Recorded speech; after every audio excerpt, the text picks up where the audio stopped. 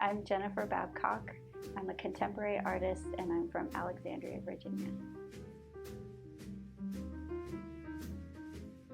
In a way, I kind of call these chair portraits because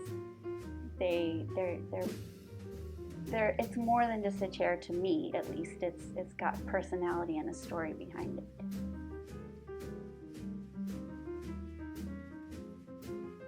The idea of no empty chairs was one of my dad's favorite expressions, and one of the ideas that he would say to us kind of frequently. He picked up these chairs off the side of the road and would take them home and rescue them in a way. So like after he retired, he learned how to cane chairs. This one I call the red rocker. It's one of the ones that my dad found at a yard sale. Actually, it didn't have a seat, so he caned the seat. He also had a bunch of chairs that his pioneer ancestors made, and then there were chairs that my mom had from her family, which they were from Pennsylvania. But he had all this kind of mismatching types of chairs all over his house in his living room, and he would say, "Watch where people sit, it'll tell you something about them." And that's where the idea of painting chairs kind of came from. The first chair that I painted was a chair that belonged to my dad's pioneer ancestor, and it's still one of my favorite chairs to paint because it's so organic and it's worn and the rung is missing, and it's been repaired, and it just has so much of a story to tell about it. The first painting that I did of a chair, he was still alive at that point and he loved it, and I did a couple of them before he passed away, and it was really meaningful to him on many levels, but that's kind of where it originated. My dad has other chairs from pioneer ancestors and chairs that were his favorites. This one is a portrait of my dad's rocking chair. Then there's the chairs that belong to my mom's family. They're a little bit more refined because she came from Pennsylvania and maybe a little more money than the pioneers had. And this one is a little rocker that belonged to my grandmother's side of the family. So there's this thing that was a wedding present to my parents and this old trunk that was my family's. This chair was one that belonged to my great aunt. They are also worn and old and repaired, but they remind me of the people who they belong to. So actually the one I'm sitting in belonged to my mom's grandfather, Benjamin Vale Marsh, and this was his chair, and his wife had her armchair that they were at opposite ends of the table together and surrounded by these other kinds of Windsor chairs, and another chair belonged to another person, and it makes me kind of remember them in a way. It's the tangible thing that we have that's left behind from them.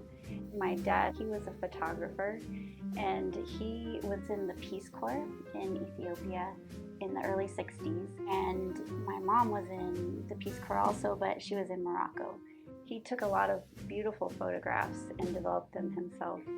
When I was in college, I used a lot of his photographs as influences for my final show. But more than those photographs, my dad was an influence on my art because he was a deep thinker, and he taught me how to really observe and look around me. Little did I know that at this point in my life I would be adopting children from Ethiopia. My perspective really changed when I heard about these older children who weren't getting adopted just because they were older. So that really touched my heart. We had kids who were at the time ranging in ages from 6 years old to 18. So I thought, I'm already doing these older ages. I can bring more kids into my family. We can share. We have, we don't have a lot, but we can share. We have enough to share. So I think my dad's maybe the way that he would kind of pick up these chairs and rescue them and fix them. I'm not saying that I was trying to fix and rescue kids, but just thinking about how to fill a need.